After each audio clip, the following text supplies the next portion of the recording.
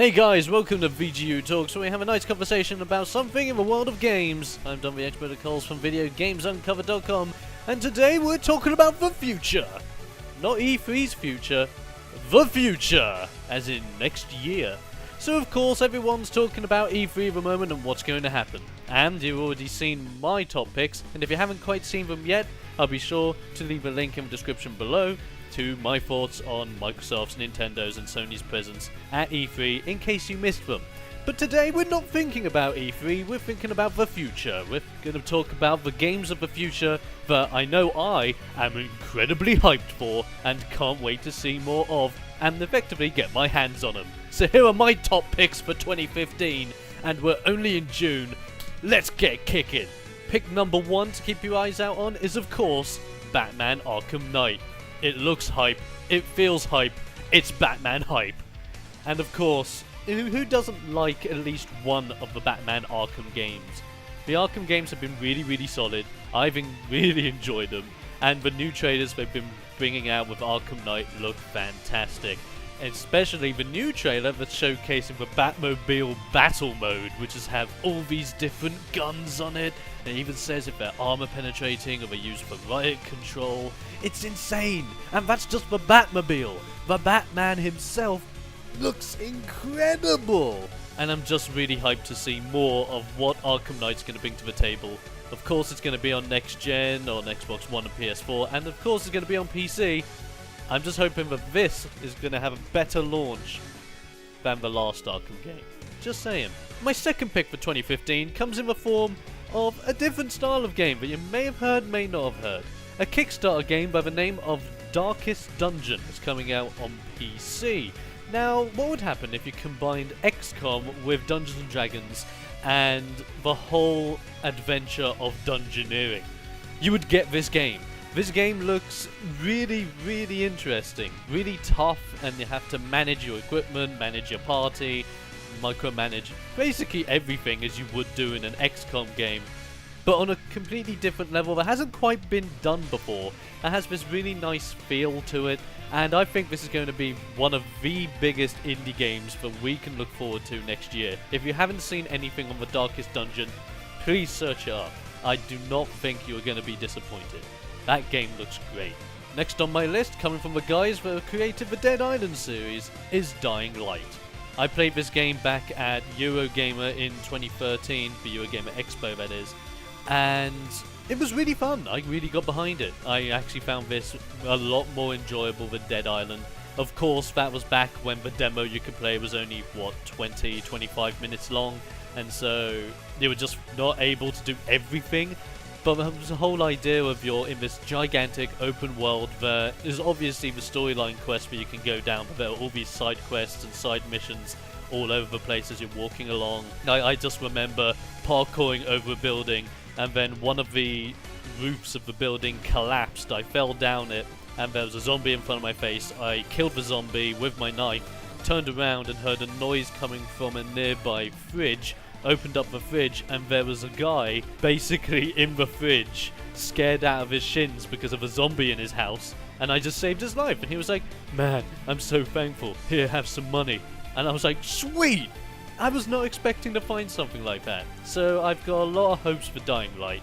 I know some people are very about it, but in comparison to Dead Island, I really dig where this is going. Techland's going in the right direction. Next up is The Division, coming on Xbox One and PS4. Now, I'm liking the look of The Division. It's going to be incredible, and I'm really digging it. And if you're not sure what The Division is, it's Tom Clancy's next title. This game just looks great. Ever since I first saw that trailer, it immediately caught my attention. The visuals look great. I just hope it stands up to the hype, and of course everyone's worried that it's not going to, especially since it's been delayed and backdrafted again and again and again. But you know what? Delaying is only a good thing because they can take more time working on the games. Yes, it annoys us because we can't get our hands on it earlier, but what would you prefer? Get your hands on a game early that's not quite there yet, and it's probably buggy as hell and needs to be severely patched over the coming days, weeks, months? Or do you want to pick up a game that is complete and might just need a few patches here and there just to make sure it plays 100% smoothly on the platform that you're on? I don't know about you, but I'll go for the latter. The Division, thumbs up. Coming up next, Halo 5 Guardians. Now, of course, who here isn't a Halo fan? Okay, so some of you guys may not be a Halo fan, but I'm a Halo fan and I'm really happy to look at a new Halo game. However, I am skeptical. It's that time of year now where I'm starting to worry about some of Microsoft's AAA titles, and I'm worrying if they're relying too much on Halo and Gears of War and Dead Rising and games like that are really successful franchises, don't get me wrong, iconic characters, iconic movesets, iconic things that you can really get behind. I'm just worried they're getting a little bit too attached to these things. Halo 5 Guardians does look promising, we barely know anything about it. 343 Industries is obviously behind it now, and Master Chief is looking good. I'm just looking forward to what Halo 5 brings to the table. I just hope it doesn't suck, let's put it that way. Next on the list is another game being made by Techland, and it's being made simultaneously with Dying Light, and it's called Hellraid. Now, some of you guys may not have heard of this. I didn't hear of this literally until the other day when my friend came up to me and said, "Dude, have you seen Hellraid? Bro, check it." And I watched the trailer, and you know what it reminded me of? It reminded me of Oblivion, it reminded me of Skyrim, it reminded me of Hex, of this really old school game called Hex, which I really got behind back in the day. And it's first person, swordplay, you've got magic, it looks really cool. And it's dungeoneering and it's horror and there's all these necromancies going on with demons and skeletons and adaptive AI, all these different game modes. So you have a story mode with only one player or up to 4 players cooperatively, arena modes, challenge modes. It just looks great. I don't know why I haven't seen more of this. I want more of this. And it just... Hellraid. Go for it. I'm looking forward to what Hellraid brings to the table. It's going to be out on Xbox One, PS4 and PC.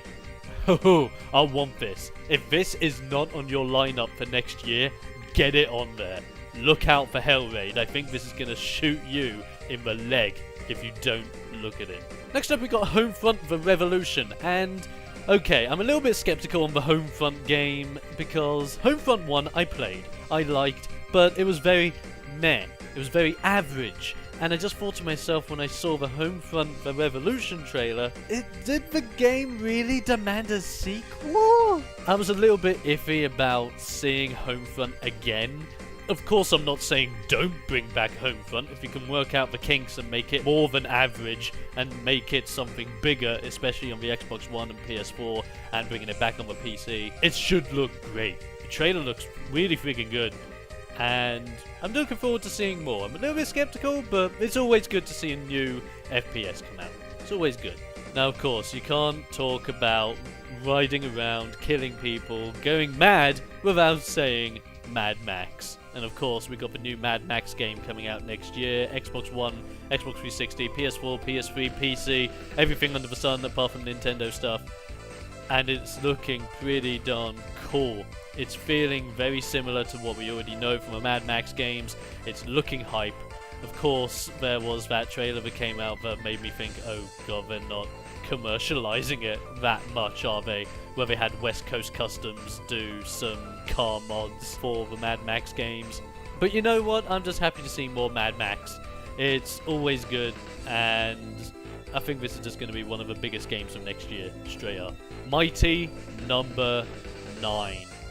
Now, if you have seen my playthrough of Mega Man X, which I'll be sure to have an annotation up on the screen right now if you are interested in checking that out, you know I'm huge on Mega Man, and I love those styles of games. Of course, Mighty Number 9, created by the legendary man behind the Blue Bomber, and this game just looks great. If you have not seen the newer gameplay footage that showcases what Mighty Number 9 is capable of, wow, check that thing out. It looks great, it feels like it's going to be the next generation of Mega Man that we've always wanted, and who knows, it may just kick Capcom up the butt and tell them, look, you can do this, Mega Man, do it now. Next up is Mortal Kombat 10. And of course, if you know me, I'm not very good at fighting games, but man do I love them. Injustice Gods Among Us, although I liked it, it was... I couldn't really get into it that much. I think there was just a little bit lacking towards it to get me truly invested. Mortal Kombat 9 I preferred a lot more, and Mortal Kombat 10 is looking to be... whoa! If you have not seen the trailer, which involves Scorpion versus Sub-Zero, which they look great by the way, it showcases what we could potentially see from the game, such as environmental weapons and environmental dangers like there were in Injustice, new variations on attacks like some brand new OTG grabs, and all these weird new mechanics that look great in Mortal Kombat's universe. I'm looking forward to seeing more. I hope we get a updated character roster with new skins and new design ideas. Heck, maybe bring in a couple of new characters while we're at it. It should be great. Looking forward to some more MK. The Order 1886. I'm happy to see this. I'm okay with it being delayed to 2015. But everyone's saying to me, you shouldn't look forward to the Order because it's not running at 1080p. Guys, I'm that kind of gamer where I'm like, I don't care if it runs at 1080p, 30 FPS, 60 FPS, 720p, 420p, 360i for crying out loud. If the game is fun, and if I'm hyped for it, I'm gonna get behind that game. But that's the thing with these games, you can't really just jump in and judge them from eye value. Until you get your hands behind them, you're not quite sure. And the Order, in my eyes, is looking pretty cool. I love the steampunk elements, it's based in London. I love British landing games, and it's in 1886. I'm really looking forward to this. Victorian style for the win. Quantum Break on the Xbox One. Okay, so if the Order was my PS4 side of being Quantum Break is my Xbox One example of going and I'll explain why. It's probably because I haven't seen a lot of Quantum Break recently, and it's kinda making me think that Quantum Break is going to be the 24 video game we've always wanted, and I didn't quite like 24, and I'm worried that Quantum Break's gonna feel a lot like that TV series. Don't get me wrong, I like games that feel like TV series and feel like they could bridge the gap between games and TV series, but of course there's an interactability session in there, and as long as you have good gameplay, then it doesn't feel like an interactive movie or anything like that. I'm skeptical with Quantum Break. It looks great and it looks promising. I just really want to see more, and I really want to get my hands behind it before I start criticizing it seriously, because at the moment I'm just judging it from face value. And last but not least, on my list of hyped up games for 2015 is probably the one game you should all be hyped for if you love RPGs. The Witcher 3 Wild Hunt. Xbox One, PS4, PC, CD Projekt Red. These guys love this series. I love this series. I can't wait to get Geralt back for 2015.